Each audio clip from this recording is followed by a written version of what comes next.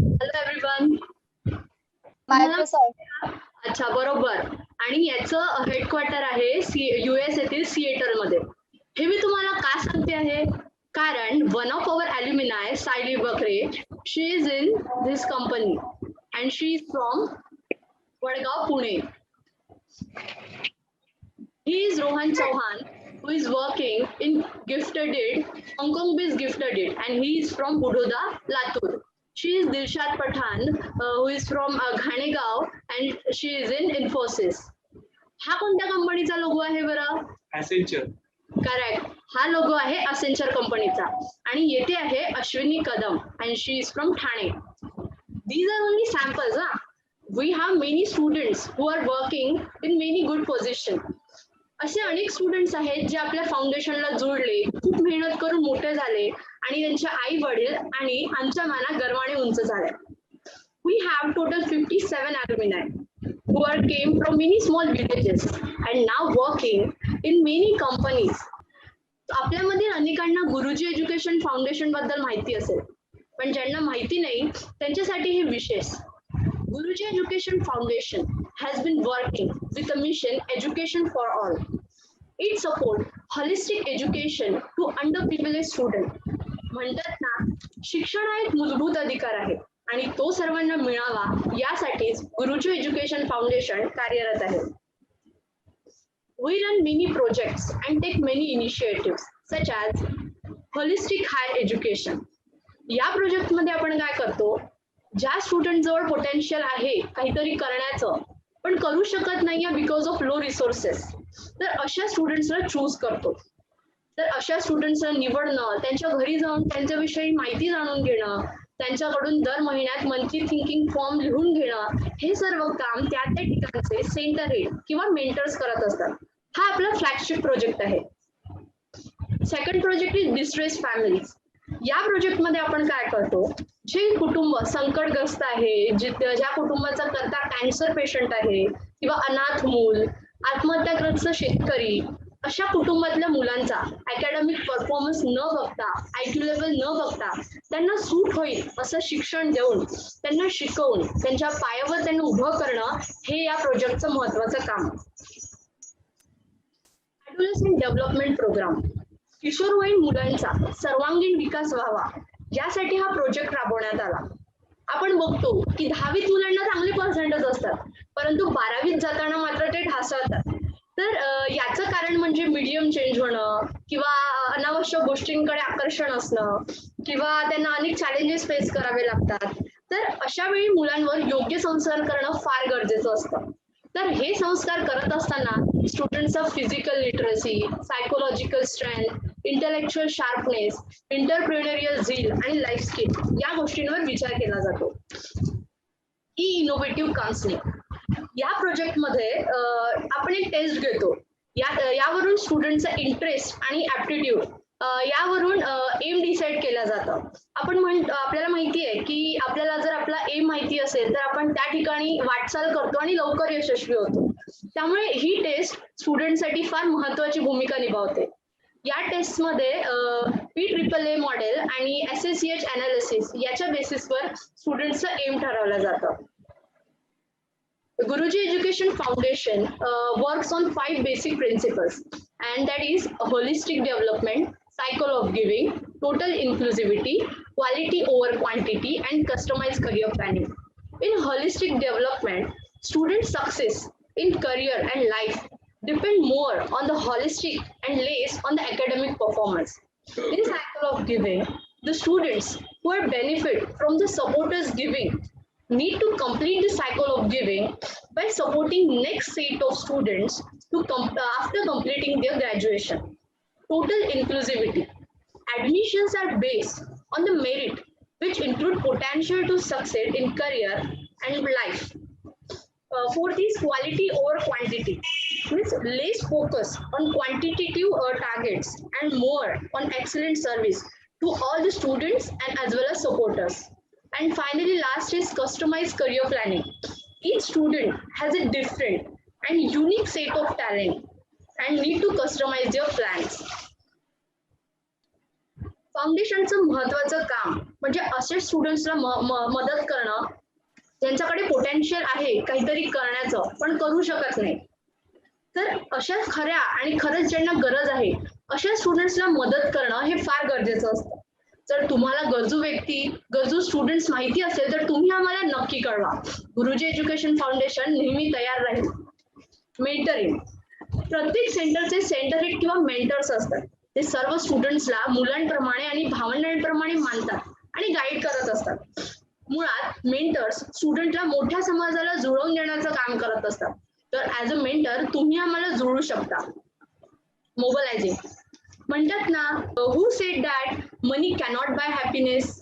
It can only when you spend on others. हे Dalai llama यांनी म्हटलंय आणि हे अगदी योग्यच आहे.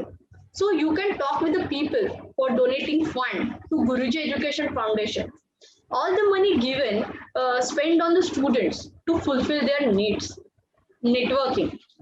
तुम्ही आम्हाला जोडू शकता as a mentor, as a supporter आणि जो आनंद आम्ही अनुभवतोय तो आनंद तुम्हालाही अनुभवायला मिळेल.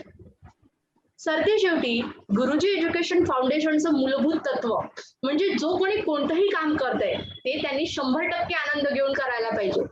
चला तर मी हे माझं काम अगदी 100% आनंद घेऊन केलं. तुम्ही फाउंडेशन बद्दल माहिती जाणून घेताना देखील आनंदला असाल.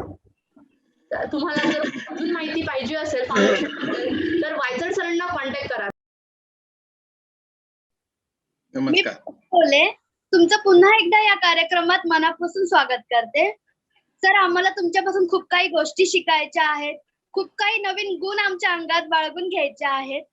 तर जास्त वेळ न वाया घालवता आपण या कार्यक्रमाला सुरुवात करूया.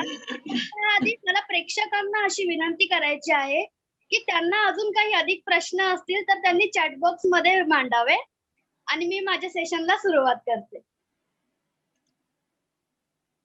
सर, तर तुमच्यासाठी पहिला प्रश्न असा आहे की तुमचं प्राथमिक शिक्षण हे मराठीमधून झालं आणि त्यानंतर तुम्ही अख्खं जग जिंकून दाखवलं. महाराष्ट्रातील मराठी ते मॅनहॅटन मधील इंग्रजी हा तुमचा प्रवास तुम्ही कसा साधलात?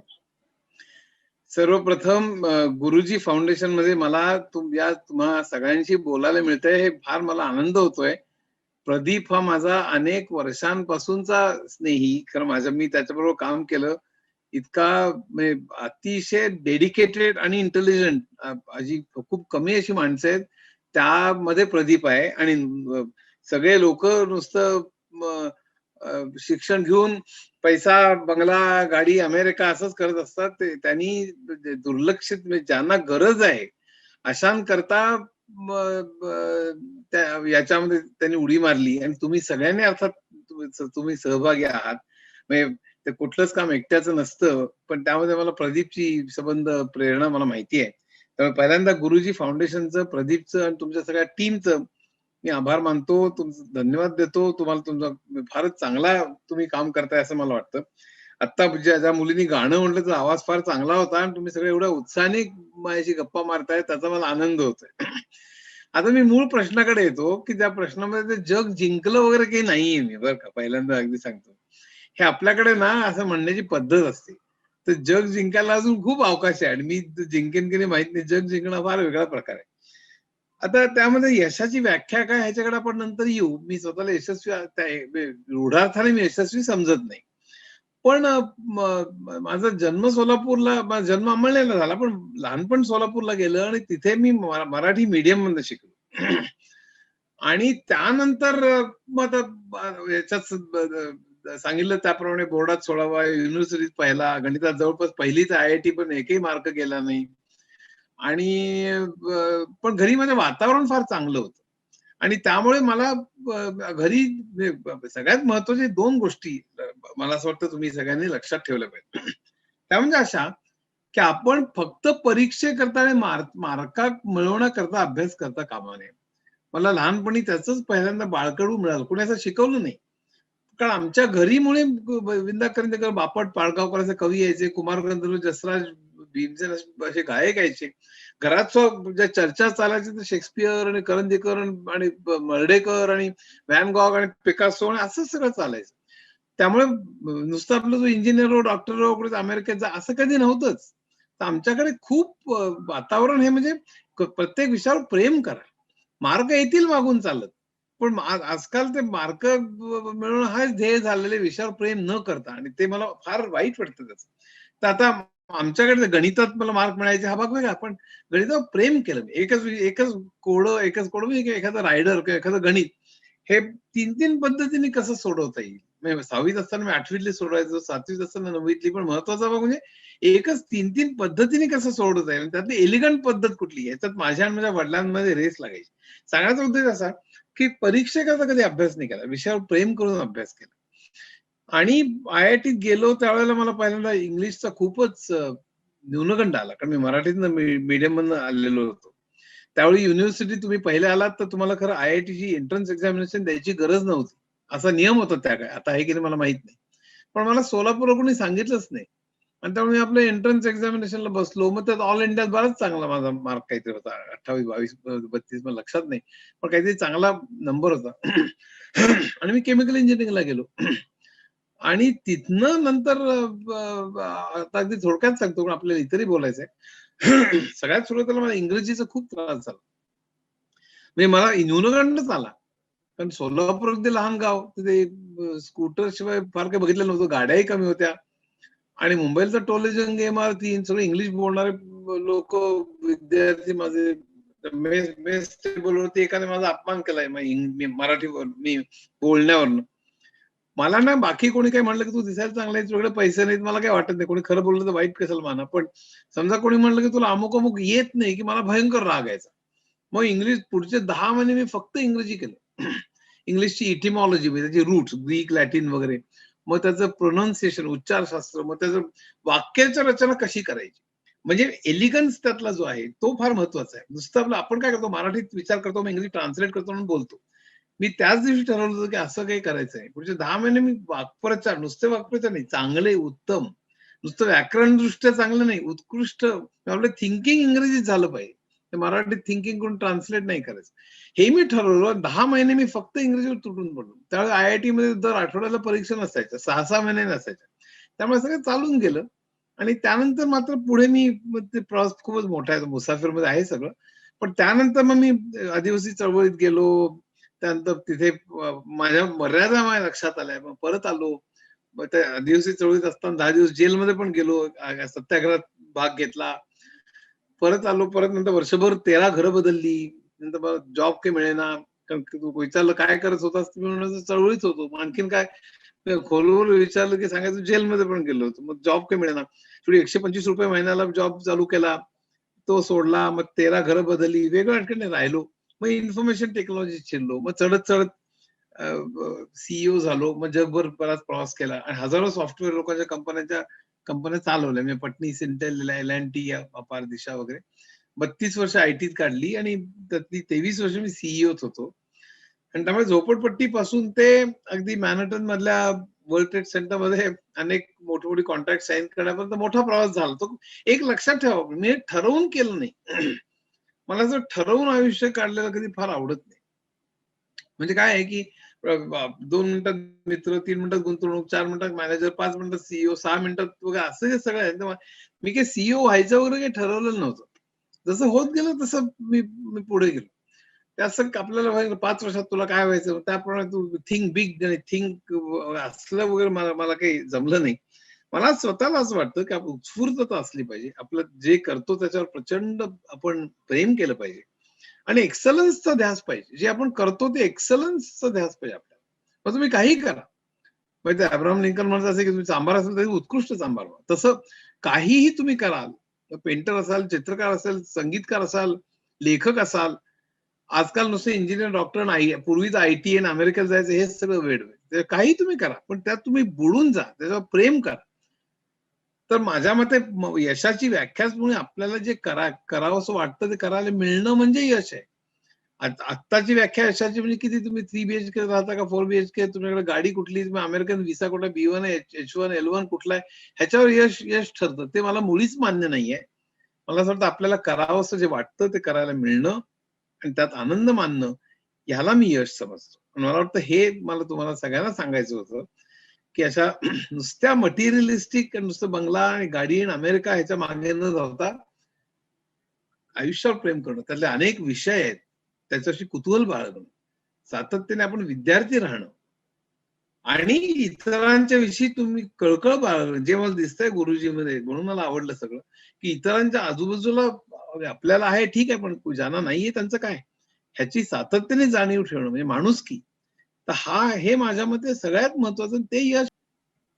हो सर, म्हणजे आपण ठरवलं तर अशक्य असं काहीच नाही. हा संदेश आम्हाला तुमच्याकडून खूप मोलाचा वाटला. सर, पुढचा प्रश्न असा आहे तुमच्यासाठी, की तुम्ही सगळ्या क्षेत्रांमध्ये अगदी घवघवीत असं यश मिळवलं. संगीत, अर्थशास्त्र, मानसशास्त्र, तंत्रज्ञान, वाङ्मय इत्यादी इत्यादी. पण त्यातून सर तुमचे मैदानी खेळ सुटले असं तुम्हाला वाटतं का? म्हणजे त्याची तुम्हाला उणीव भासते का? आणि तरुण मुलांच्या व्यक्तिमत्व विकासामध्ये खेळाचं स्थान काय आहे? दोन गोष्टी, एक म्हणजे खेळाचं स्थान खूप चांगलं आहे. माझं फार काही बुडलं नाही बरं का. तुम्हाला एक सांगतो, मी दोन मैदानी खेळ तू म्हणालीस म्हणून मी मला सांगतो, की मी फुटबॉल खूप चांगला खेळायचो. म्हणजे माझ्या शाळेमध्ये, माझ्या शाळेतल्या वर्गाचा तर मी चॅम्पियन नव्हतो, पण मी अगदी खूप चांगला हे करायचो. मी कबड्डी, हुतू खूप चांगला खेळायचो. तर माझ्या ह्याच्यात जे कोणी यायचे त्यांच्या सगळ्यांच्या तंगड्या पकडण्यात मी खूप तरबेज होतो. म्हणजे त्याच्यात मला खूप आवडायचं. तो तंगडी पकडून त्याला हरवायचं, म्हणजे त्याला त्या रेषेपर्यंत जाऊ द्यायचं नाही. ह्याच्यात मी भयंकर चॅम्पियन होतो. मी अगदी विट्टी दांडू पासून सगळं खेळलो. आमच्या गल्लीमध्ये फार जागा नसायची, पण ते एक काही ते पत्र्याचा गोल ठेवून त्याच्यावर क्रिकेट खेळलो, काय काय खरेच उद्योग बरेच केले. पण फुटबॉल, मैदानीच खेळ म्हणशील तर फुटबॉल आणि हुतू हे मी खेळायचो. आणि जर का बाकीचे म्हणशील तर मी चेसचा मी बऱ्यापैकी चॅम्पियनच होतो. म्हणजे खूपच हे होतं. पण चेस आणि ब्रिज मी खेळायचो. आणि त्याशिवाय टेबल टेनिस मी खेळायचो. मला असं वाटतं खेळामध्ये बरं का दोन गोष्टी आहेत. एक म्हणजे व्यायाम वगैरे हातभाग आहेच, की शरीर, पण त्याचबरोबर खेळ तुम्हाला जय आणि विजय दोघांकडे चांगल्या तऱ्हेने बघायला शिकवतो. नाहीतर आयुष्यामध्ये सुद्धा आपल्याला जेव्हा कुठलाही पराजय होतो, तेव्हा तो चांगल्या तऱ्हेने स्वीकारणं ज्याला म्हणतात, ते आपल्याला खेळ शिकवतो. तर खेळामध्ये आपण नेहमीच यशस्वी होतो, नेहमीच विजय होतो असं नाही. किंवा आपली टीम कित्येक वेळा पराजित होते. आता काल आपली क्रिकेटची टीम झाली, तर त्यातनं शिकून पुन्हा होणं हे जे आहे, ते खेळ आपल्याला शिकवतो. तर त्यामुळे खेळामुळे आपली वृत्ती, स्पोर्टिंग ऍटिट्यूड ज्याला म्हणतात, तशी ऍटिट्यूड बनायला खरं म्हणजे मदत होते. नुसतंच व्यायाम होतो असं नाही. म्हणून ते खेळाला त्या दृष्टीने खूप महत्व आहे. मला फक्त एकच वाईट वाटतं, की आपल्याकडे संपूर्ण म्हणजे त्याच्याकडे लक्ष आपण फार देत नाही. आणि आपल्याकडे त्याच्यावर मर्यादा खूप आहेत. मी तर आता शिरत नाही, का माझ्याकडे अनर्थ नावाच्या पुस्तकात खूप स्टॅटिस्टिक्स दिलेले आहे, की आपल्याकडे 40 ते 50% शाळांमध्ये मैदानच नाहीयेत. कुठनं तुम्ही सुनील गावस्कर आणि सचिन तेंडुलकर निर्माण करणार? तर असं ते सगळं खूप आहे. म्हणजे आपल्याकडे काय कमी आहे, काय केलं पाहिजे हा वेगळाच विषय आहे. पण मुख्य म्हणजे आपल्याकडे मैदान नाही, त्याच्यावरती आपण खर्च करत नाही. मी चीनचं एक फक्त उदाहरण देईन. चीनमध्ये स्पोर्ट्स कसे डेव्हलप करतात ह्याच्यावरती माझ्याकडे बरंच मटेरियल आहे. ते पहिल्यापासून लहानपणापासून जी त्यांना कसं ट्रेन करतात, कसं त्यांना हेरतात आणि कशा तऱ्हेने केवढी बक्षिसं ते मिळवून आणतात. तुम्हाला माहित असेलच तुम्हाला, आता ऑलिम्पिक सगळ्या क्षेत्रामध्ये प्रचंड मोठ्या प्रमाणावर ते हे करतात. वेळेस आपल्याकडे भयंकर वेट लिफ्टिंगचा एक परवाचा एक व्हिडिओ आहे. एक मुलगी आहे बरं का, तर तुम्ही गुगलवरती टाका, कालच तो व्हिडिओ आलेला आहे. वेट लिफ्टिंग मध्ये थायलंडमध्ये ती चॅम्पियन झालेली मुलगी, तिला अजिबात कोणी मदत करायला तयार नाही आणि ती कुठे भांडी घास आणि कुठे अशी तिची कामं तिला करावी लागतात आज. तर मला हे फार वाईट वाटतं, की हे सगळं खरं म्हणजे आपण केलं पाहिजे, त्यांना प्रोत्साहन दिलं पाहिजे. आता दुसरा एक विषय, मी थोडं लांब उत्तर देतोय, पण काही इलाज नाही, कारण इतरही काही प्रश्नांना उत्तर मिळतील असं मला वाटतं. की इतक्या विषयामध्ये तुम्ही काय, तुझं शब्द होता की तुम्ही गाजवलं का, तुम्ही तज्ञ झालात का, काय तू काही शब्द वापरला, तर तसलं काही नाहीये बरं का. म्हणजे पहिली गोष्ट लक्षात ठेव, पुन्हा मी तेच सांगतोय, की माझा सगळा अप्रोच, की मी विद्यार्थी आहे अजूनही, मला कुतूहल वाटतं या सगळ्या गोष्टींची. माझं झालं काय, की लहानपणापासून विज्ञान आणि तंत्रज्ञान ह्याच्या इतकंच संगीत, साहित्य, चित्रकला महत्वाची हे लहानपणापासून संस्कार होत गेले. त्यामुळे नुसतं आपलं कधी कळ दाबली आणि कधी रॉकेट उडतंय, मी नासामध्ये जाणार, कधी कम्प्युटरचा अमुक असं काही ध्येय नव्हतं माझं. संगीतकार तेवढंच महत्वाचं आहे, चित्रकार तेवढंच महत्वाचं आहे, हे सारखं मला जाणवत होतं. आणि पुढे सुद्धा IIT TIFR IIT आणि BARC मध्ये आमचा एक मित्राचा ग्रुप जमला. ते सगळे टॉपर्स होते, ब्रिलियंट होते. ते बघितल्यावर मी धाडकन जमिनीवर आलो. तोपर्यंत मला वाटायचं की आपलं मी काही व्यंग आगाऊपणा नव्हताच, पण आपण काहीतरी हुशार उगीच वाटायचं. म्हणजे धाडकन जमिनीवर आलो. म्हणलं आपण काहीच नाही होत. आणि त्या सगळ्यांना इतक्या विषयात इंटरेस्ट होता आणि त्यामुळे माझ्या आयुष्याकडे बघण्याचा दृष्टिकोन बदलला. म्हणजे परीक्षेचा तर अभ्यास तेव्हाही नव्हता करत, पण मला मुख्यच काय जाणवलं, की म्हणजे मी थोडक्यात सांगतो, की माणूस 1,00,000 वर्षापूर्वी निर्माण झाला. तो जेव्हा निर्माण झाला त्यावेळी इंद्रधनुष्य असणार, चंद्रसूर्य उगवत मावळत असणार, समुद्राला ओहोटी भरती येत असणार, ज्वालामुखी असणार, भूकंप असणार. माणसांनी असं का होतं असा प्रश्न विचारला. आणि हे आता विचारत गेला त्यातून विज्ञान निर्माण झालं. त्याने तो प्रश्न विचारला नसता तर आपण सगळे मुंडी खाली घालून चरत बसलो असतो. नंतर मग विज्ञानाने आपल्या आयुष्याला फायदेशीर कसं ठरेल याचा वापर केला म्हणून तंत्रज्ञान निर्माण झालं. आणि मग माणसं एकत्र राहायला लागली. ते एकत्र राहण्याचे नियम म्हणजे अर्थशास्त्र, मानसशास्त्र, तत्वज्ञान, मानववंशशास्त्र म्हणजे अँथ्रोपॉलॉजी अशी सगळी निर्माण झाली. आणि त्यानंतर माणसांनी स्वतःच्या आयुष्याचा अर्थ कायम शोधायला सुरुवात केली. आणि त्यातून मग संगीत, साहित्य, चित्रकला हे सगळं निर्माण झालं. मला कुतूहल पहिल्यापासून असं आहे, की हे सगळं घडलं कसं असेल? पहिल्यापासून आतापर्यंत विज्ञान, तंत्रज्ञान, अर्थशास्त्र, मानसशास्त्र, संगीत, साहित्य सगळ्याची वाढ कशी झाली असेल माणसाची? पहिल्या आदिमानवापासून आतापर्यंत. त्यातले कोण शिलेदार होते महत्वाचे? त्यांनी काय थिअरीज मांडल्या? किंवा त्यांनी कशाचे विचार केले? म्हणजे कला असेल ते इम्प्रेशनिझम, एक्सप्रेशनिझम, रिअलिझम, क्युबिझम सगळं आहे. किंवा सायन्स मध्ये आपल्याला माहितीच आहे पूर्वीपासून आईन्स्टाईनच्या थिअरीपर्यंत. ते सगळं कसं मला प्रचंड कुतूहल आहे त्याचं, की ती माणसं कोण होती? त्यातले शिलेदार कोण होते? तो काळ काय होता? हे सगळं अतिशय खोलवर जाऊन बघायचं, शिकायचं विद्यार्थी म्हणून आणि मग ते शिकवायचं सोप्या भाषेत. म्हणून मी अजून विद्यार्थी समजतो स्वतःला. मला कुतूहल असलं लहान मुलासारखा आणि मला त्याचा अभिमान आहे. आणि त्यामुळे मी काही अजिबात मास्टरी वगैरे मिळवली. माझी पुस्तकं लोकांना आवडण्याचं एक कारण सांगू का? त्याचं कारण ही ॲटिट्यूड आहे. कारण ती सोप्या सरळ भाषेत त्या 3 गोष्टी गुंफतात. त्याचा इतिहास, त्यातली मूलतत्व आणि त्यांचे चरित्र हे सगळं एकत्र गुंफत ते एका गोष्टीसारखं जातं. म्हणून माणसं त्यात रमतात. आणि हे मी अमेरिकन लेखकांकडून शिकलो. मी काही कोणी हे नाही. मी स्वतःला इंटिग्रेटर समजतो. एका पुस्तकाला 100 पुस्तकं मी हे करतो आणि त्यातून ही सगळी वीण जी असते ना, ही वीण साधतो. त्यामुळे लोक रमतात त्याच्यामध्ये. लोक शिकतात सुद्धा. आणि मला हे खूप आवडतं. मला असं वाटतं, की मला अजूनही मी विद्यार्थी, मी आता काही ते गाजवलंय वगैरे असं काही नाहीये. त्यातला बाज असा असतो, की बघा मला किती मजा आली सगळं शिकताना. किती मजा आहे ह्याच्यात. मला किमयागार वाचल्यानंतर लोक म्हणतात न्यूटन बसलाय, आइन्स्टाईन बसलाय, गॅलिलिओ बसलाय, तुम्ही बसलाय, आम्ही बसलो, आपण सगळे गप्पा मारतोय त्यांच्याशी, असंच सगळं आम्हाला वाटतं. तर असाच सगळा रोख आहे सगळ्या अर्थात, मनात, गणिती, जपूरचा, बोर्डरूम, नादोरी सगळीकडे. आणि त्यामुळे लोकांना ते आवडतं. कारण माझा अप्रोचच आपण कोणते मोठे होतो मी काहीतरी तुम्हाला सांगतो ऐका आता असं नसतो. मी विद्यार्थी, मी शिकतोय, मला किती मजा आली, तुम्हाला येईल, आपण सगळे मिळून पुढे शिकत जाऊ. असं आहे, असा सगळा अप्रोच आहे. त्यामुळे तुझं प्रश्नाचं उत्तर म्हणजे मी काहीतरी जग जिंकलं, मी काहीतरी सगळे विषय आता त्यातला तज्ञ झालो असलं काही नाही. मला अजून प्रत्येक विषयातले आणि एकंदरीतच आयुष्यामध्ये मी एवढी मोठी माणसं बघितलीत जगामध्ये, की मला कोण याची पूर्ण जाणीव आहे. माझे पाय पूर्ण जमिनीवर आहेत आणि त्यामुळे मला अजून शिकणं आणि मला शिकायला लाज वाटत नाही. मी 10वीतल्या मुलाकडे पण जाऊन 12वीतल्या मुलाकडे पण तुझ्या टेक्स्टबुक मध्ये अमुक आहे ना, मला सांग बरं, असं विचारायला मला काही वाटत नाही. आणि मला वाटतं हेच मला फार गुण नाही. पण हा एक जर का गुण असेल तर कुतूहल आणि विद्यार्थी असणं आणि अर्थात माणुसकी विवेकवत असणं हा आणखी वेगळा विषय. पण मुख्य म्हणजे हा मला फार महत्वाचा वाटतो. मी थोडे लांब उत्तर देतोय, पण त्यात तुमच्या इतरही काही प्रश्नांची उत्तर होऊन जातील. तर तुमच्या वेळेच्या काही बाहेर जाऊ नका तुम्ही, पण मला असं वाटतं की हे महत्वाचं आहे. हो सर, अगदीच बरोबर आहे तुमचं. सर, तुमच्यासाठी पुढचा प्रश्न असा आहे, की तरुण वयामध्ये मित्र-मैत्रिणींचं जग ह्यालाही महत्व असतं. त्याचप्रमाणे आपले पालक जे असतात त्यांचंही आपल्या म्हणजे तरुण वयात खूप म्हणजे योगदान ठरतं त्यांचं जे आपल्याला मूल्य असतं ते.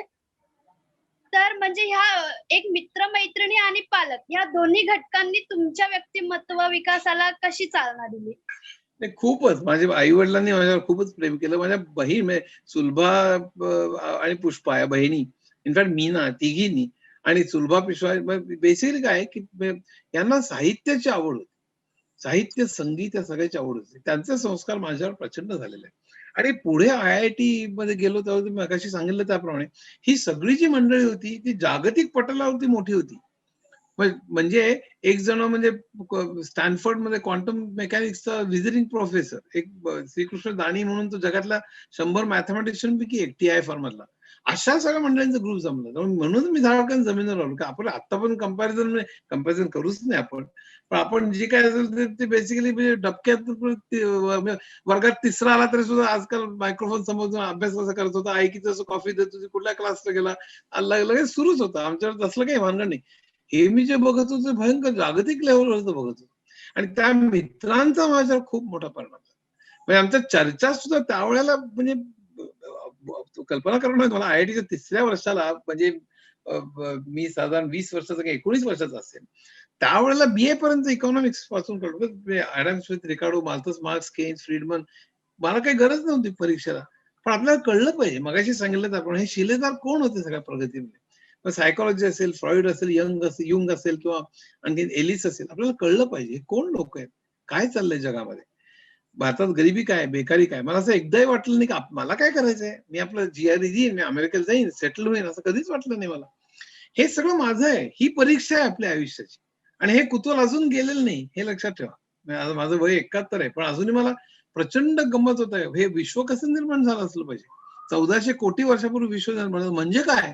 मग त्या विश्व निर्माण होण्याच्या अगोदर काय, बिग बँगनी विश्व निर्माण झालं असं आजची थेरी सांगते.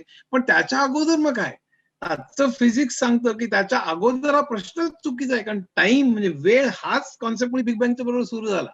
त्यात पुन्हा मग बरेच वाद आहेत. आता मला त्यात प्रचंड इंटरेस्ट, हे काय भानगड आहे किंवा पहिला जीव कसा निर्माण झाला असेल 375 कोटी वर्षापूर्वी. सगळं निर्जीव होतं आणि त्या केमिकल्स मधून पहिला जीव निर्माण झाला. काय भानगड आहे, जीव म्हणजे काय. आता आपल्याला जीव म्हणजे प्रोटीन्स आणि अमिनो ऍसिड वगैरे माहिती, पण म्हणजे काय बाबा ते हे मला अजून कोड आहे सगळं. किंवा अनेक गोष्टींची कोडी मला पडतात. मी त्यात रमून जातो, बुडून जातो, शोधत जातो. आणि मला वाटतं हे जे आहे ना, शोध घेणं आणि त्या विचारात बुडून जाणं, वाचन करणं, वाद घालणं वाटलं तर इंटेलेक्च्युअल, पण उत्तर मिळवणं अनेक विषयातले, ह्याचं मला वेळ आहे. आणि मला असं वाटतं त्यामुळे मी पुढे गेलो. आणि सगळ्यामध्ये मित्रांचं आणि आई वडिलांचं, बहिणींचं खूपच कॉन्ट्रीब्युशन. सर कदाचित तुमचा हाच गुण तुमच्या यशाचा साक्षीदार आहे. सर पुढचा प्रश्न असा आहे की तुमच्या अनेक बुद्धिमत्ता कला यापैकी शीळ घालूनच गाणेच नव्हे तर शास्त्रीय राग ऐकवण्याची तुमची क्षमता आम्ही ऐकली आहे. तुम्ही आता शीळ घालत नाही, पण एखाद्या गाण्याने कार्यक्रमाची सांगता करू शकाल का. आमची फरमाईश असेल रुक जाना नहीं तू कभी हार के हे गाणं. नाही मला ते गाणं वगैरे काही म्हणता येणार नाही. आवाज तुम्हाला लक्षात आलंच असेल, मला आवाज खूप गेलेला आहे. पूर्वी मी बऱ्यापैकी राग कसे ओळखावेत याच्याविषयी मी खूप हे आता उदाहरणतः मी आता एक ट्राय करतो. उदाहरणतः मल्हार, आता पाऊस चालूच आहे तर म्हणजे भीमसेन जोशी एक बंदिश गायचे, राग कसं ओळखायचं याच्याविषयी. म्हणजे ओ करीम नाम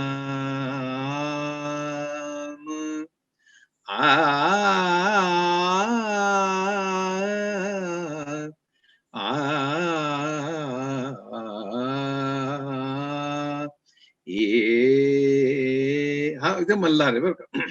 ये आ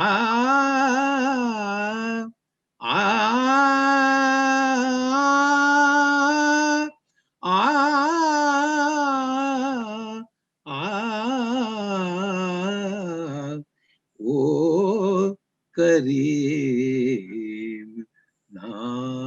आता जन पळभर म्हणतील हाय हाय, वो चुप रहे तो मेरे दिल के दाग जोड़ते आ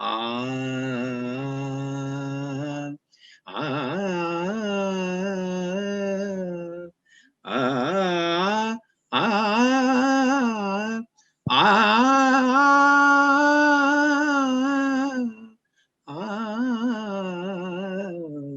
ओ करीम.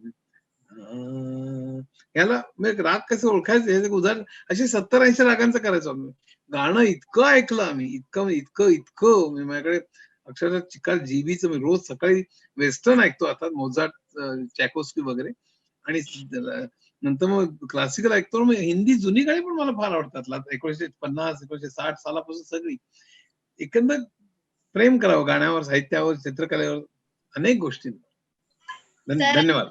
आहे तुमचा आवाज खूपच कमाल आहे. प्रेक्षकांच्या chat box मध्ये नुसतं हे होऊन चाललंय. तर सर पुढचा भाग मी माझी सहकारी प्रतिमाला देते. तिने प्रेक्षकांकडून आलेले प्रश्न घेईल. प्रेक्षकांच्या मनात पण काही प्रश्न आहेत, ते मी सरांना विचारू इच्छिते. तर माझा पहिला प्रश्न जो शुभमने विचारला आहे तो असा आहे की सर्वजण सकारात्मकतेला प्रोत्साहन देतात, तर तुमच्या आयुष्यामध्ये सकारात्मकतेचे महत्व काय आहे? नाही, पहिली गोष्ट सकारात्मकता म्हणजे काय, हा एक महत्वाचा प्रश्न आहे. मला मी कित्येक वेळा माझ्या भाषणांमध्ये, माझ्या लिखाणामध्ये मी नेहमी समाजातले दोष दाखवत असतो. ते आपण शिक्षणावर खर्च जास्त केला पाहिजे, आरोग्यावर जास्त खर्च केला पाहिजे, आपली आरोग्य व्यवस्था चांगली असली पाहिजे. आणि ही जी टीका करणं ही सकारात्मकता आहे असं मला वाटतं. मला खोट्या सकारात्मकतेवर विश्वास नाही, की नुसतं काहीतरी म्हणजे ज्याला पॉझिटिव्हिटीचा आता अलीकडे वेळ नाही करायचं, काही झालं तर सगळं छान छान म्हणायचं.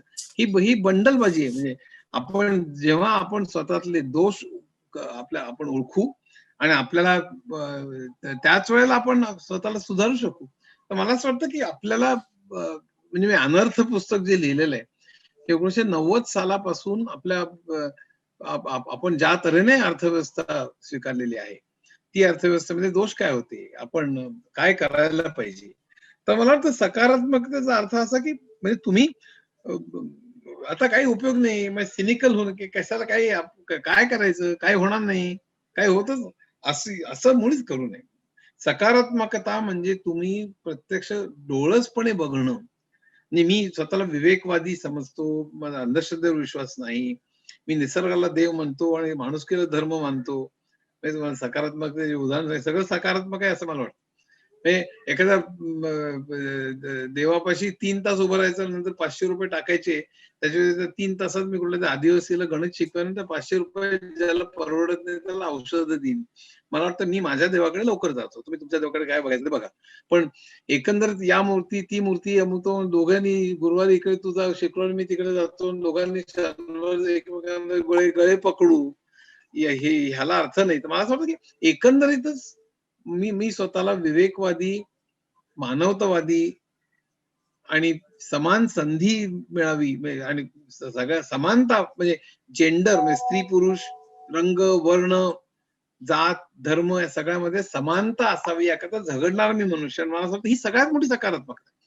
तर नकारात्मक म्हणजे अलीकडे अर्थ असा होतो की सकारात्मकचा अलीकडे अर्थ असा आहे की काही वाईट चाललं असेल तर ते चांगलं म्हणा, तुम्ही चांगलंच फक्त प्रोजेक्ट करा म्हणजे सकारात्मकता. मला ती डेफिनेशन मान्य नाहीये. जर का काहीतरी गडबड असेल तर तुम्ही दाखवा, त्याचं अनालाइज करा, त्याचा सोल्युशन काढा आणि त्या सोल्युशन मध्ये तुम्ही भाग घ्या. हे सगळ्यात जास्त सकारात्मक आहे असं मला वाटतं. नक्कीच सर, सकारात्मकता ही आपल्या दृष्टिकोनामधूनच दिसून येते. माझा पुढचा प्रश्न असा आहे, जो रोहन धुमालचा प्रश्न आहे. सर, तुमच्या लाईफ मधला असा प्रसंग कोणता आहे की जिथे तुम्हाला जाणवलं की सगळं संपलं, आता इथे थांबायला पाहिजे, असा कोणता प्रसंग आहे का? नाही, दोन वेगळे प्रश्न आहेत. आता खूप मोठा धक्का जो बसला तो माझ्या मुलाला ऑटिझम आहे. तो जेव्हा बसला तेव्हा खूपच, तेव्हा मुसाफिरमध्ये खूप डिटेल लिहिलेलं आहे, आपल्याला तेवढा वेळ नाहीये. पण तो जेव्हा ऑटिझम फार असाध्य रोग आहे, म्हणजे असाध्य विकार आहे मेंदूचा. तर तो जेव्हा झाला तेव्हा खूप माझी परिस्थिती बिकट होती, फायनान्शियली सो बिकट होती, अनेक गोष्टींच्यामुळे बिकट होती आणि त्यातनं बाहेर येणं मला फार अवघड होतं. पण ते बराच प्रयत्न करून मी थोड्याफार प्रमाणात मी यशस्वी झालो. आणि दुसरं म्हणजे आता इतकं थांबावं असं वाटलं. आता मुलाला ऑटिझम झाल्यानंतर मला पैसे जमवण्याची गरज होती, म्हणून मी खरंच झुंज दिली. सिस्टम सॉफ्टवेअर ज्याला म्हणतात, मी अप्लिकेशन सॉफ्टवेअर केलं होतं 10 वर्ष. मी केमिकल इंजिनियर. कम्प्युटरमध्ये 2 भाग असतात, हार्डवेअर आणि सॉफ्टवेअर. सॉफ्टवेअरमध्ये ऍप्लिकेशन, सिस्टम सॉफ्टवेअर असतं. तर मी जेव्हा पटणीत होतो तेव्हा 10 वर्ष आपलं 80% आमचे प्रोजेक्ट हे सिस्टम सॉफ्टवेअरचे होते. आणि मला ते ऍप्लिकेशन येत होतं, त्यामुळे मला खूप झगडावं लागलं. तर गोष्ट फार मोठी आहे. पण माझ्या मुलाकरता मला पैसे जमवावे लागले की त्याच्यात आपल्यानंतर कोण असा एक नेहमी प्रश्न असतो. त्याकरता मी झगडा केला. मग मला ते यायला लागलं. मग मी 23 वर्ष कंपनीचा मुख्य पत्नीच फक्त नाही, सिंटेल, एल&टी सगळीकडे म्हणून. आणि मग हजारो लोकांच्या कंपन्या चालवल्या. सीईओचे पगार पण वाढले होते त्यावेळेला. त्यामुळे मुलाला जेवढे पाहिजे तेवढे मिळवले. म्हटलं आता नुसते पैसे जमा करत बसायचे. माझ्याकडे BMW आहे, मर्सिडीज, मी या बंगल्यात राहतो, गोल्फ खेळतो रात्री. तर ह्याच्यात की मला इंटरेस्ट नव्हता. माझ्याकडे 4000 पुस्तकं आहेत जगात मिळवले. म्हणलं आपल्याला म्हणजे इतका झपाटला जर का आपण सगळी वाचलेली नाहीत मी, 20-25% वाचले. पण बाकीची मी व्हर्टिकली वाचली आहेत. कशात काय आहे मला साधारण माहीत असतं. म्हटलं आपण मराठीत ज्ञान आणलं पाहिजे.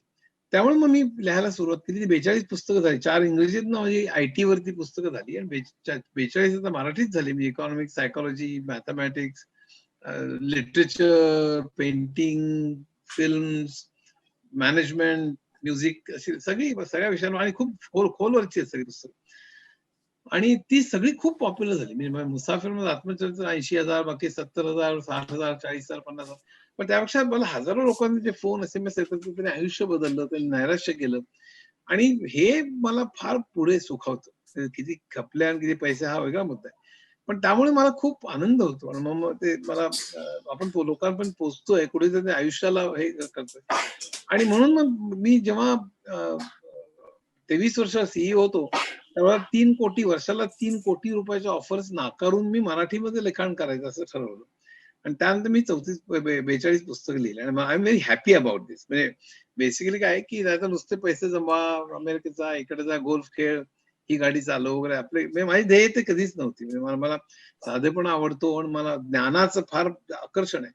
ज्ञान, माणुसकी, विवेकवाद, याला मी आयुष्यात सगळ्यात जास्त महत्व देतो. नक्कीच सर, अशक्य असं जगात काहीच नसतं. प्रसंग तर येतच असतात, पण त्यावर मात कशी करायची हे नेहमीच आपल्या हातात असतं. पुढचा प्रश्न तुम्हाला अलका तुस्कानो विचारू इच्छितात. Which of your books you would recommend for being such a versatile individual? I don't understand this question. For being a versatile individual, does it mean that if somebody wants to be a versatile individual, which books should one read? I mean, I can't sort of pinpoint a single book, at least of mine, that will make you versatile. But I would recommend two books certainly. One is Musafir, my autobiography, for reasons which it's not because it's about me. In fact, you'll be surprised to know that the book is not mainly about me. The book actually traces the history of 6 decades. It's not about Achyut Godbole per se. It's actually about the history of 6 decades: 60s, 70s, 80s, 90s, and 2000s. It actually talks about the society at that time, the people at that time, the movements, the mood, the literature, the arts, and it places an individual like Achyut Godbole in that whole flow. I mean, I think that's why it is appreciated a lot. I mean, therefore, you will not find too much of, I did this and I did that, etc. I mean, most of the autobiographies actually are self-congratulatory, and they defend themselves. So I don't do that. I don't need to do that. I mean, I've been very open about my mistakes in my life, for instance. I mean, and shortcomings that I find in my life.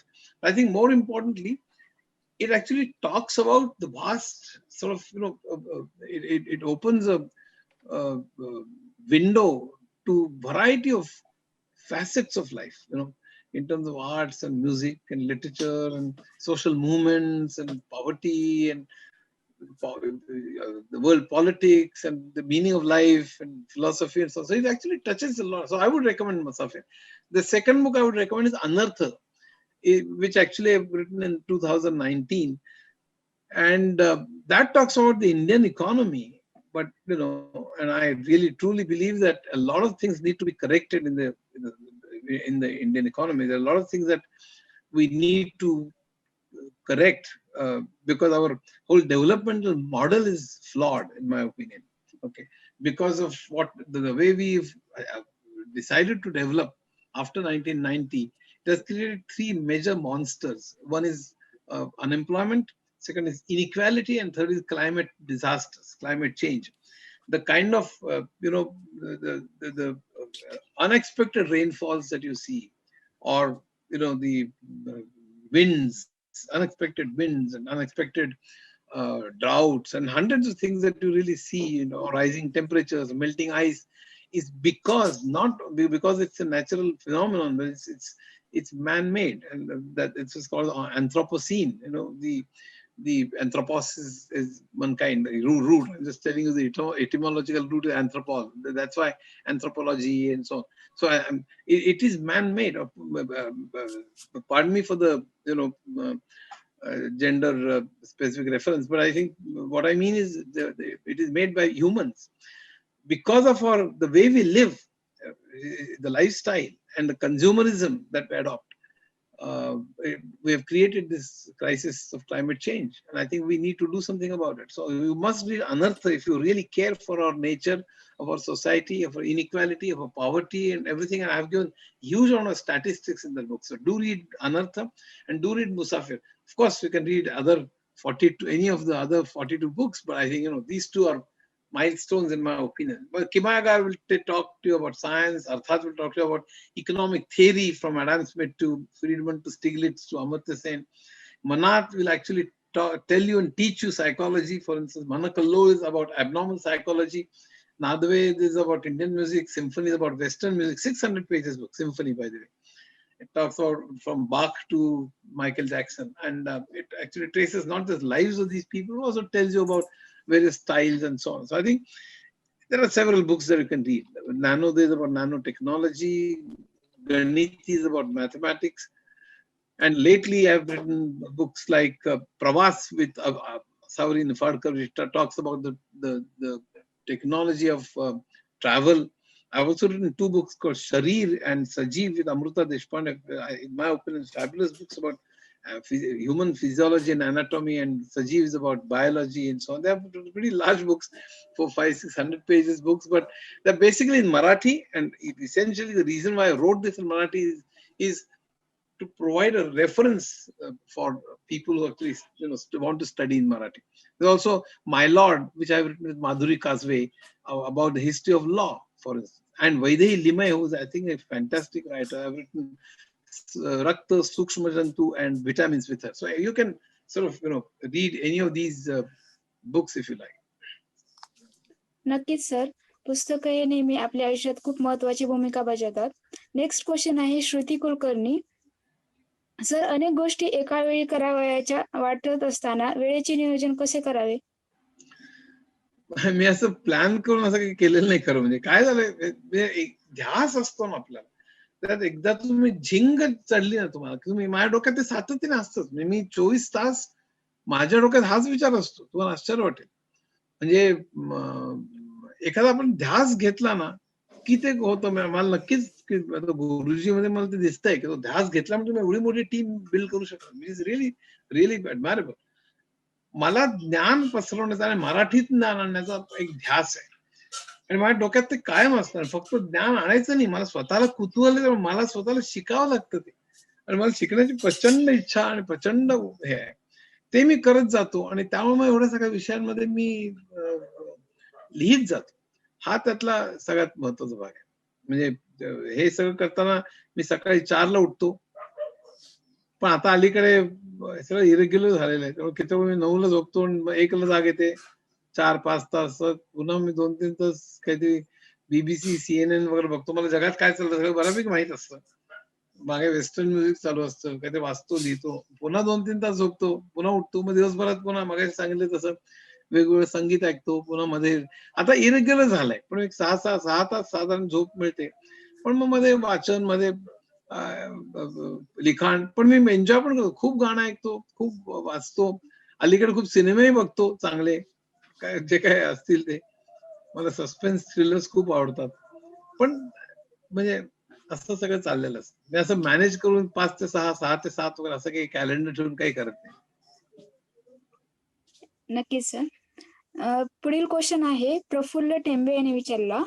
What changes do you suggest in Indian education system and how to implement that? You see, fundamentally, let me just tell you, I'll answer in brief because I mean I can talk talk for half an hour to 30, 1 hour. I think the most important thing is that we need to improve our quantity and quality. I'll tell you what I mean by this. One is that we today spend only 2.8% of our GDP on education, or to 3% maximum. Several scholars, including several scholars have actually said that we should be spending around 6% of GDP on education. See, we should be spending around 6% on our education. We spend only half. Plus, the quality is very poor. I mean, I can actually have a huge amount of statistics. There are private schools and colleges that charge huge amount of money, and only rich can go there. And there are government schools where 72% don't have computers, 72% don't have laboratories, 40% don't have toilets for girls. And I have a statistics which is really extremely bad. So I think the point is that we should spend a lot of money, improve our education system in terms of quantity as well as quality. I mean, that's in short, that's something that I can say. Apart from the fact that the curriculum should be changed to adapt to the industry, and so I mean that's one thing. But I think fundamentally, from primary education to secondary education should be free and should be available. We should employ more teachers. We should train the teachers themselves. So there's a lot that can be done. I mean, let me just give you the entire development of South Korea, China, Japan, Europe, and America. A lot of that development is because governments, not NGOs, governments spend huge amount of money on education, healthcare, roads, and electricity, and so on, to reach the last mile, the last sort of house. So basically, that is very, very important. Our government neglects these two, and not only this government, earlier governments as well. So it's not just a question of this party or that party. All governments from 1990, even before that, I mean, in the last 70 years, I must say, that we have neglected healthcare and education infrastructure. So I think we should pay a lot of attention to these. नक्की sir. Next question तुम्हाला मी विचारू इच्छिते गायत्री चिनगुंडे हिच्याकडून. तुमच्या आयुष्यामध्ये कोणत्या अडचणी आल्या आणि तुम्ही त्याला कसे सामोरे गेलात? हे तर सांगून झालंय. पहिली अडचण मला इंग्लिश वरनं झाली. दुसरी अडचण मला कुठलेही चॅलेंजेस झाले की मी चौथावरून उठायचो आणि त्याच्यावर काम करायचं. ते यश बिश मला माहित नाही, पण इंग्रजी मात्र 10 महिने मी हे केलं. मला बऱ्यापैकी त्यात कम्युनिकेट करताना कोणते शब्द शोधणं वगैरे असं काही मला करावं लागलं. दुसरं म्हणजे मी IBM मध्ये असताना मला एकदा कोणीतरी काहीतरी मी काय करत असताना म्हणाला, तुम्हाला एवढं पण अकाउंटिंग येत नाही का? मी एक मार्केटिंगचा मनुष्य मला म्हणाला. मग मी अकाउंटिंग शिकायला लागलो. मग BCom पर्यंत मी अकाउंट कॉस्टिंग अकाउंटिंग पूर्ण मी 2 सेमिनार घेऊ शकतो. आज घ्यायचो अकाउंटिंग आणि कॉस्टिंग शिकवायला. तर असं पण झालं. मग माझ्या मुलाला ऑटिझम झाला तर सिस्टम सॉफ्टवेअर शिकावं लागलं. सिस्टम सॉफ्टवेअर तिथे प्रदीपला माहितीच आहे, तो IIT शिकवत होता आणि MTech आहे मला वाटतं. त्यामुळे सिस्टम सॉफ्टवेअर सगळे विषय एकमेकात अडकलेले. म्हणजे डिजिटल इलेक्ट्रॉनिक्स आलं नाही तर तुम्हाला कम्प्युटर आर्किटेक्चर येत नाही. कम्प्युटर आर्किटेक्चर आलं नाही तर तुम्हाला ऑपरेटिंग सिस्टम येत नाही. ऑपरेटिंग सिस्टम आलं नाही तर कंपायलर येत नाही. कंपायलर आलं तर डेटाबेसेस येत नाही. म्हणजे वरवरचं येतं, पण आतनं नीट त्याला कळणं म्हणतात ते कळत नाही. मग मी प्रत्येकावर 600-700 पण पुस्तकं टॅननबाउम स्टॉलिंग अशी, आणि मला ते करावंच लागलं सगळं. मग ते एकमेकात गुंतलेले सगळे विषय मला समजावून घ्यावे लागले. मग मी विचार केला, आता मी ह्यातली सगळ्यात अवघडचा विषय ऑपरेटिंग सिस्टम, त्याच्यावर अटॅक करू. आणि त्याच्यावर मी 700 पण पुस्तक लिहिलं सरळ. जे नारायण मूर्ती सरकडे अनेक लोकांना मला कळवलं ते फोन करून. खूप लोकांना आवडलं ते. त्याच्या कित्येक लाखाच्या कॉपीज गेल्या. तर चायनीज मध्ये भाषांतर झालं. ते चीन, जपान, सिंगापूर सगळीकडे मिळतं आज. तर नंतर मग डेटा कम्युनिकेशन नेटवर्क्स लिहिलं, मग वेब टेक्नॉलॉजीज लिहिलं, डिमिस्टिफाईंग कम्प्युटर्स लिहिलं. आणि बेसिकली एकदा तर शिल्लक मग मी पूर्ण पिंजून काढतोय. आणि आता मी मराठीमध्ये आर्टिफिशियल इंटेलिजन्स वरती लिहिलं 300 पानी. ते आता येईल पुढच्या महिन्यात. इन्फोटेक नावाचं लिहिलेलं मी. त्या इन्फोटेक मध्ये मी पूर्ण कम्प्युटर कसा चालतो, कम्युनिकेशन कसं चालतं, TCP/IP म्हणजे प्रोटोकॉल म्हणजे काय, नेटवर्किंग म्हणजे काय, आणि मोबाईल फोन कसा चालतो, 1G 2G 3G 4G 5G CDMA म्हणजे काय वगैरे, आणि बाकीचं सुद्धा IoT म्हणजे internet of things, industrial internet of things, IIoT, cloud computing म्हणजे काय, बिग डेटा म्हणजे काय, डेटा मायनिंग म्हणजे काय, ऑगमेंटेड रियालिटी, व्हर्च्युअल रियालिटी म्हणजे काय, तर ह्या सगळ्यावरती एक पुस्तक इन्फोटेक म्हणून मी लिहिलेलं 70-80% झालंय, ते पण येईल मराठीमध्ये 300 पानी. मला वाटतं हे 2 पुस्तकं लोकांनी आणि तिसरं एक इंडस्ट्री 4.0 म्हणून, ती 3 पुस्तकं वाचली तर पण एकंदरीत कसं चालतं आणि पुढे काय होणार आहे ह्याचा पूर्ण अंदाज येईल मराठी वाचकांना. हे 3-4 महिन्याची सगळी पुस्तकं आहेत, 6 महिन्याच्या. नक्कीच सर. प्रयत्न केले तर अशक्य असं काहीच नसतं. शेवटी प्रयत्नांती परमेश्वर. पुढचा प्रश्न मी तुम्हाला विचारू इच्छिते. मनीषा आहे, तुमच्या मते मातृभाषेतून शिक्षण घेणं किती महत्वाचं आहे? अतिशय महत्वाचं आहे. मला अतिशय आनंद होतो की माझं शिक्षण मराठी. सगळ्यांना उपदेश करतो, म्हणजे जे विचारतात, मला उपदेश करायची फार सवय नाहीये, पण मला कोणी विचारलं चाललं तर सांगतो मुलांना मराठीतनच शिकवा, पण आग्रह जरा की तुमचं इंग्रजी चांगलं करा. मला सॉफ्टवेअर एक्सपोर्ट्स मध्ये आयुष्य काढावं लागलं आणि त्यामुळे मला ते जे 10 महिने मी केले होते त्याचा खूप फायदा झाला. मला कधीच त्रास झाला नाही. मी मोठमोठी न्यूयॉर्क, लंडन अनेक ठिकाणी कॉन्फरन्सेस घेतल्या, निगोशिएशन्स केली, मला कधीही प्रॉब्लेम आला नाही. त्यामुळे इंग्रजी चांगलं करा तुम्ही. मराठी, कारण अनफॉर्च्युनेटली काय झालं की ब्रिटिशांनी आपल्याला 150 वर्ष राज्य केलं. आज अमेरिका इनडायरेक्टली जगावर राज्य करतेच आहे. तुम्हाला या ना त्या तऱ्हेने इंग्रजीशी संबंध येतो, तो इंग्रजी चांगलं असतं हे नक्कीच चांगलं, पण मी असा अनुभवलेला आहे की जे इंग्रजीत शिक्षण घेतात त्यांचे मग संबंध एम्स सुद्धा मग अमेरिकेत, म्हणजे निम्मा डोळे अमेरिकेतच लागलेले असतात. त्यांचे उच्चार आणि सगळं. तर मराठीत शिक्षण जर का झालं तर तुमचे पाय जमिनीवर राहण्याची शक्यता जास्त असते. मराठीत शिक्षण झाल्याचं पुन्हा भुरकून उडून जातात, अमेरिकेत जाऊन राहतात, पुन्हा तिकडनं आपल्याला देशभक्ती शिकवतात, भारताला शिव्या देतात, हा भाग वेगळा. पण तरी सुद्धा एकंदरीत मराठीत शिकलं तर चान्स आहे किंवा त्याचं साधारण भारताशी किंवा आपल्या आई वडिलांची संबंध राहील, तो तिकडे पळून जाणार नाही, शक्यता जास्त, एवढंच, बाकी काही नाही. आणि इंग्रजी चांगलं करण्याचा हट्ट धरा, पण शिकवा मराठीतनं, असं माझं अगदी नेहमी आग्रह असतो. Maybe I can ask one question. I can step in. There's one nice question. What is your vision of our country and its place in the world over the next 50 years? And how can today's youth be motivated to achieve that? The vision काय आहे की Actually, मला असं वाटतं अनर्थमध्ये लिहिलंच मी, पण my vision is frankly all this talk about superpower etc. is all complete nonsense in my opinion. I don't measure superpower based on how many tanks you have or how many fighter planes you have and stuff like that. I have or even GDP for that matter. And I have various arguments for that. And in my book called Anartha, I have actually elaborated most of them. I would be very happy if each of the, each of the person in India gets enough to eat. There's food, shelter, water, electricity, education, health, cheap housing, inexpensive housing, or public transportation. If all these are available, and employment, all these things are available to all the people in India, I would call India as very prosperous. Today, let me just give you one statistic, which is very, extremely depressing statistics. Today, 80 crore people live, are actually have to depend upon 5 kilograms of grains. You are aware of that. I'm sure you have heard that 80 crore people are dependent on 5 kg of ration, which actually not very many, not all get it, etc. There's a lot of controversy, and I've used statistics, but I don't waste time on that. But if 80 crore people are have to do this, I'm sure that 2-3 bedroom, a person living in 3-bedroom house doesn't want to stand in the queue for 5 kilograms of rice.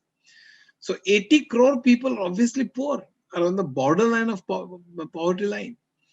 And this figure is actually an understatement, because even according to Niti Aayog, this figure is based on 2011 census. and it does not take into account another 9.5 crores. So the actual number of people who are dependent on this 5 kg of grain is 89.5 crores. And in this pandemic, 23 crore people have been pushed into poverty. So all in all, I believe around 100 crores out of 135 crores are, sort of living just about poverty line. I mean, they're based on government giving them every, 5 kilograms of grain. Otherwise, I won't say they'll die, but they'll almost, they'll go hungry. What is this country like? I mean, on healthcare, we need to spend 5% according to WHO. The experts say we should spend 3%, and we spend 0.9 to 1.2%, which is one of the main reasons why we are in such a big mess. There are cancer patients sleeping on the floor. There are 40% of our children and 38% of women are malnourished. Is this a country we want? We say the villages are electrified. You know what is the definition of electrification of village? Only if there are 10% of the people who get the electricity, we call that villages, has been electrified. In many villages, even if there's an electric pole has been erected, they say the village has got electricity, which is, I think, complete nonsense. These basic things: the public transportation, inexpensive housing, electricity, water. 48.2% people only get tap water. What do you do? Building toilets is a fantastic scheme, but the majority of the people just use it as go down. This is not criticizing the current government. I mean, in fact, it's a great step, but there's no water. What can you do? Water, the hundreds and thousands of people actually have to use lanterns to study, and then they're on the same. When you want people to compete, there has to be a level playing field. So if these people and a person, who can send his sons and daughters to America and lives in Nepean Sea Road, how can they compete? And 40% of the people are malnourished. The brain development takes place in the first 5 years of your life. 40% of the Indian population. I always say in my talks, Einsteins, I'm sure there are hundreds of Einsteins actually just washing utensils in the hotels, or maybe turning cattle in the field. What do you do about this? So unless you improve your social capital, unless you education, healthcare, and it's a question of billions of dollars. It is not a question of some NGO just sort of opening up free medical hospital for Adivasis and so on. I mean, which is good, but I think it's not going to solve the problem of India. It's a problem of billions of dollars, which is why, as I've said, I'll just repeat: China, Korea, Taiwan, Hong Kong, Singapore, Europe, and America, all the governments spend billions of dollars to improve this social capital, which is why they're advanced. China spent a huge amount of money in the 1980s on education, which is why they became the factory of the world. And I can just go on and on, but I think let's stop there. My idea of good India is that the fact that the crores of people sleep hungry, I mean, is this the country we want to live in? That is my question. Sir, मी एक question विचारू इच्छिते. आम्ही सगळे सध्या लहान आहोत आणि उद्या आम्हीही पालक होणार आहोत, पण वेदांतने हा प्रश्न विचारलाय की सध्या पालकांमध्ये इंग्लिश आणि मराठी मीडियम ह्याबद्दल खूप गोंधळ आहे. वरतून सीबीएसई, स्टेट, आयसीएसई ह्यावरूनही खूप गोंधळ आहे. तर ह्यामध्ये पालकांनी कसं निवडायचं की मुलांना कोणत्या बोर्डमध्ये टाकायचं किंवा मीडियम मध्ये टाकायचं, ह्याच्यावर तुमचं काही मत? खरं सांगू का, मला ह्याच्याविषयी काहीही सांगता येणार नाही. तुला कारण सांगतो, मला 10वी आणि 12वी सुद्धा कळत नाही अलीकडे. मी 11वी शिकलो, मग कॉलेजमध्ये गेलो.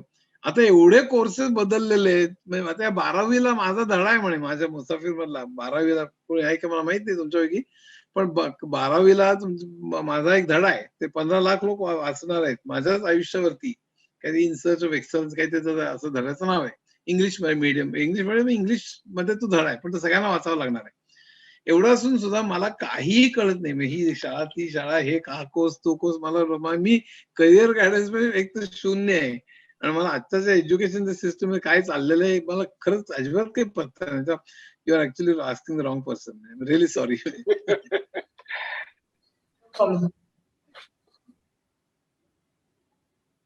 आणि शेवटचा प्रश्न असा असेल की who is your role model? माझे अनेक रोल मॉडेल्स आहेत. मला मला गाण्यामध्ये कुमार गंधर्व आणि किशोर आमोणकर असतील, विज्ञानामध्ये आईन्स्टाईन माझा रोल मॉडेल आहे. आईन्स्टाईनचा प्रश्नच नाही. कारण आईन्स्टाईन सुद्धा निसर्गाला देव मानायचा. मग तो धर्माला त्याचा विरोध नव्हता, पण धर्माच्या नावाखाली जे कसं आपण मारामाऱ्या करतोय त्याला त्याचा विरोध होता अर्थातच. इस्रायलचं प्राईम मिनिस्टर त्याला देव केलं होतं, त्यांनी मानली नाही. मला आईन्स्टाईन तशी मला फारच नाही, माणूस मला प्रचंडच ग्रेट. बर्ट्रंड रसेल माझा हिरो आणि स्टार आहे. कारण विवेकवाद ज्याला म्हणता येईल किंवा लॉजिकल थिंकिंग म्हणता येईल किंवा सोपं करून सांगणं म्हणता येईल, ते बर्ट्रंड रसेलने मला पहिल्यांदा शिकवलं. असे खूप आहेत. तुम्हाला कल्पना नाही. विवेकानंद इतकं फॅन्टॅस्टिक माणूस, आपल्याला चुकीचं सगळं सांगणार, अतिशय विवेकवादी, विज्ञानवादी आणि माणुसकी असणारा मनुष्य होते विवेकानंद. ग्रेट होते. आपल्या समोर जे शिवाजी महाराज ग्रेट होते. आपल्याला फक्त ते वेगळ्या तऱ्हेने सांगितलं जातं की त्यांनी म्हणजे एक धर्म प्रसाराकरता म्हणून आपल्याला वेगळ्या तऱ्हेने त्यांची ओळख करून दिली होती. ते संपूर्ण चूक आहे. ते त्यांचे कर खूप कमी होते त्यांच्या राज्यामध्ये. पण शिवाजीवर बोलायचं झालं तर मी 40 मिनिटं बोलू शकत जाऊ द्या किंवा विवेकानंदांवरती. पण त्या सगळ्यांचा विवेकवाद किती होता. त्यांनी सगळ्या धर्मांमध्ये शांतता असावी व मारामाऱ्या करू नका, तुम्ही एकत्र राहा, चांगल्या तऱ्हेने राहा, ह्याच्याकरता प्रयत्न केले. एकाच धर्माचा प्रचार आणि दुसरं कसं वाईट आहे तसं कधीही त्यांनी सांगितलं नाहीये. आपल्याला खोटं सांगितलं जाते. मला ते मोठे वाटतात ही माणसं त्या एकाच कारणामुळे की यांनी मानवतावाद पसरवला सगळीकडे, शांतता पसरवली सगळीकडे. आणि याचा सगळे पॉलिटिकल कुठले या मला तर ही पार्टी ती पार्टीचा काही संबंध नाही. मला सगळ्या पॉलिटिकल पार्टीजनी ह्याच आपल्याला खूप वेगवेगळ्या तऱ्हेने त्याची चित्र उभी केलं आपल्या डोक्यामध्ये आणि आपण नीट चांगलं त्याचं ओरिजिनल वाचन केलं पाहिजे असं मला वाटतं. I hand over to Sakshi now. नक्कीच sir. Go ahead, you can speak. नक्कीच सर. अनेक तरुणांचे आज आपण रोल मॉडेल आहात आणि तुमच्या रोल मॉडेल्स विषयी ऐकून नक्कीच सगळ्यांना एक वेगळा आनंद झालेला असणार आहे. खरं तर प्रेक्षकांच्या मनामध्ये अजून खूप काही क्वेश्चन्स आहेत जे चॅट बॉक्स मध्ये आलेले आहेत, परंतु वेळेची मर्यादा लक्षात घेता आपण काही निवडक प्रश्नांवरच आज सरांचं मार्गदर्शन घेतलेलं आहे. सर, तुम्ही GF व्हर्च्युअल मीट साठी आपला अमूल्य वेळ दिलात, त्याचबरोबर प्रेक्षकांनी विचारलेले जे काही प्रश्न आहेत त्यांना उत्तर देऊन त्यांच्याशीही संवाद साधलात, त्याबद्दल खूप खूप धन्यवाद. ज्यांनी तुमचं व्यक्तिमत्व तुमच्या लेखनातून वाचलेलं आहे अशा सगळ्यांसाठीच तुम्ही नेहमीच प्रेरणादायी ठरता. आणि खरं तर आज आपण ज्या काही गोष्टी सांगितल्यात त्यांचा अवलंब करून अनेक विद्यार्थी तसेच सगळा प्रेक्षक वर्ग उत्कर्षाचा ध्यास घेईल आणि यशाच्या राजमार्गावर यशस्वीपणे वाटचाल करेल. पुन्हा एकदा आपण GF व्हर्च्युअल मीट मधून आम्हाला आपले बहुमोल मार्गदर्शन ऐकण्याची संधी दिलीत, त्याबद्दल गुरुजी एज्युकेशन फाउंडेशनच्या वतीने मी आपले आभार व्यक्त करते. मनःपूर्वक धन्यवाद.